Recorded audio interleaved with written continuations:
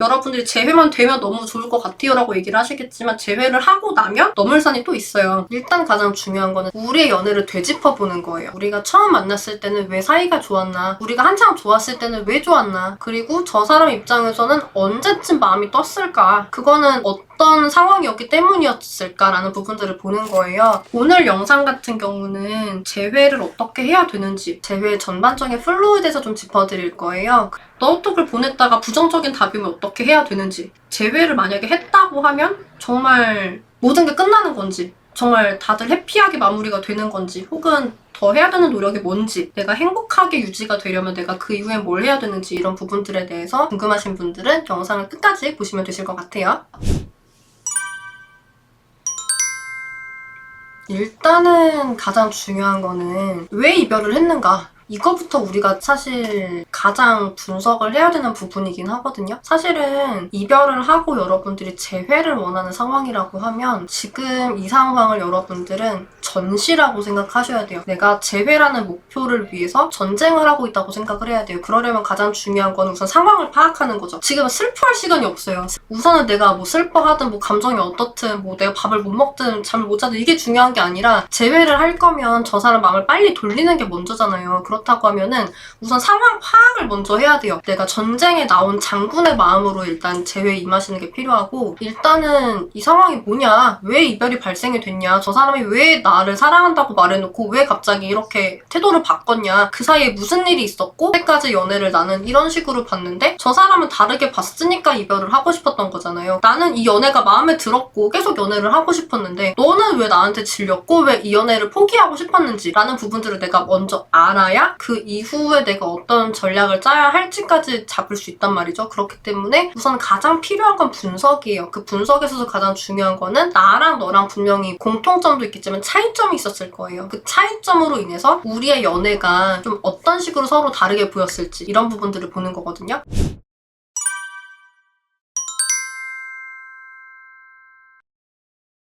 일단 가장 중요한 거는 우리의 연애를 되짚어보는 거예요. 우리가 처음 만났을 때는 왜 사이가 좋았나, 우리가 한창 좋았을 때는 왜 좋았나, 그리고 저 사람 입장에서는 언제쯤 마음이 떴을까, 그거는 어떤 상황이었기 때문이었을까라는 부분들을 보는 거예요. 연애가 사실은 우리 둘이서 안 맞는 것 때문에도 이제 틀어지기도 하는데 외부 요인 때문에 틀어지는 경우들도 있어요. 예를 들어서 많은 상황 이별 중에 하나가 상대분이 대학원을 간다든지 뭐 이직을 한다든지 취업을 했다든지 뭐 군대를 갔다든지 혹은 뭐 갑자기 집안 사정이 어려워졌다든지 혹은 실직을 했다든지 좀 그런 변화들이 있었을 때 우리의 연애가 거기에 맞게 좀 움직였어야 되는데, 그러지 않은 상태에서 연애는 그대로 유지를 해야 되는데 내 삶은 더 힘들어지다 보니까 여기서 이제 상대분들이 갈피를 못 잡고 있다가 너무 힘들어서 이별을 얘기하는 경우도 되게 많거든요. 한편으로 내 상황 때문에 그러는 경우도 있어요. 예를 들어서 내가 최근에 우울증을 앓고 있었어. 내가 그 아픈 것 때문에 사실 상대분에게 되게 부정적인 감정들을 전달을 하게 되고, 그러면은 내 부정적인 감정을 상대가 처음엔 받아주고 싶겠죠. 우울증 걸렸으니까 얼마나 안타깝겠어요. 그런데 안타깝고 받아주고 싶은 것도 한두 번이에요, 사실은. 왜냐하면은 연애가 행복하자고 하는 건데 불행해지다 보면은 우리가 뭐 하는 건가 라는 생각이 든단 말이죠. 그렇게 이별이 되는 경우도 되게 많아요. 내 입장에서는 너가 그럴 때 의지가 되고 너무 좋았을 수 있는데 상대분 입장에서는 우울증이 있는 나를 어떻게 봤을까, 나와의 연애가 얼마나 행복했을까라는 부분들을 좀 봐야 되거든요. 그래서 서로 입장이 다르다 보면은 다르게 보일 수밖에 없는데 내가 좀 상대분의 입장이 되어보는 과정이 필요한 것 같아요.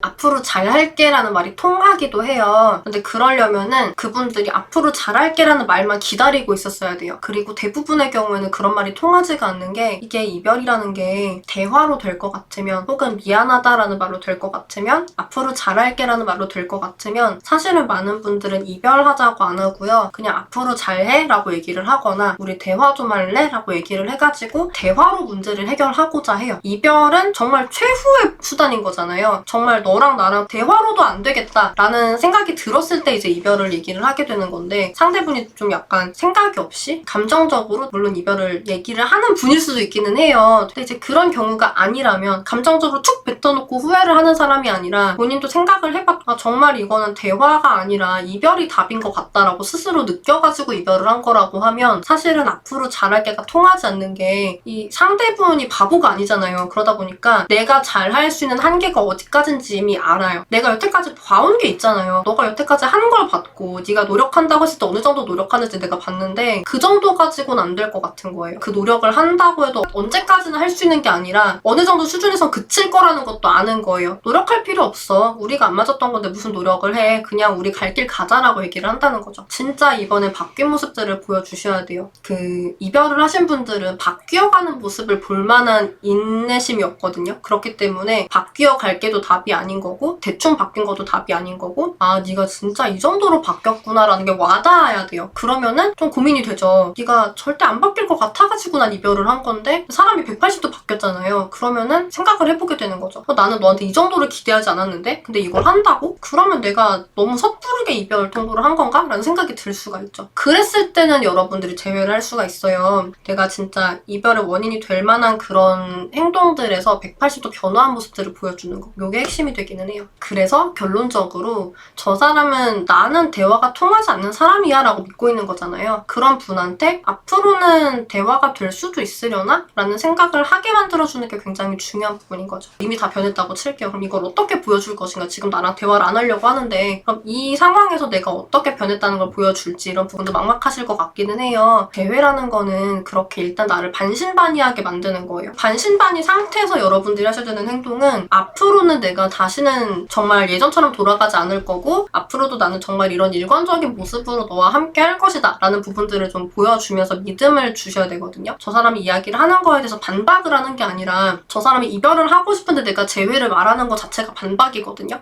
그래서 반박을 하는 게 아니라 대화가 정말 되는 모습들을 보여줄 수 있다고 하면은 그러면 사실은 재회가 되는 거죠. 재회를 위한 필살기요? 일단은 필살기보다 중요한 거는 내가 재회를 하고 싶은 대상은 사람이잖아요. 게임 캐릭터나 이런 게 아니라 사람이란 말이에요. 그렇기 때문에 필살기라는 걸 궁금해하시는 것보다는 내가 재회를 하고 싶은 그 사람을 제대로 알고 있나? 이것부터 시작을 하시는 게 맞을 것 같아요.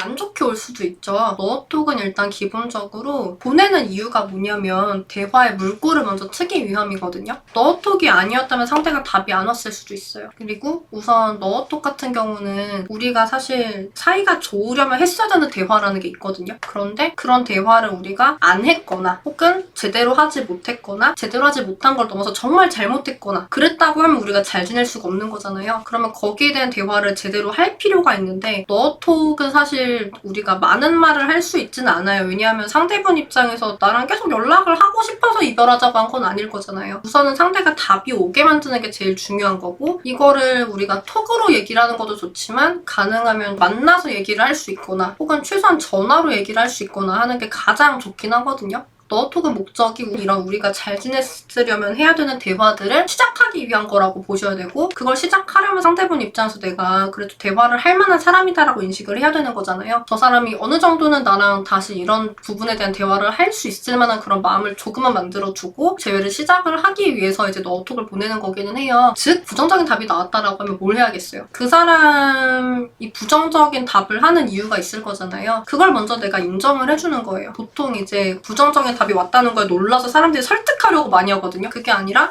차라리 네가 맞아 라고 얘기를 해주는 게 맞아요. 예를 들어서 상대분이 정말 바람을 싫어하는 사람인데 나는 바람을 핀 거야. 그럼 그 상황에서 야 너는 바람 폈잖아 라고 얘기했을 때 그래 맞아 라고 얘기를 하면 안 돼요. 그래서 상황에 따라서 물론 달라지는 거기는 한데, 우선은 그 사람이 뭔가 부정적인 얘기를 했다는 건 그런 부정적인 감정을 가지고 있다는 거잖아요. 그 부분에 대해서는 잘 보이려고 하는 마음 없이 그 사람을 좀 편들어주는 부분이 필요하기는 해요.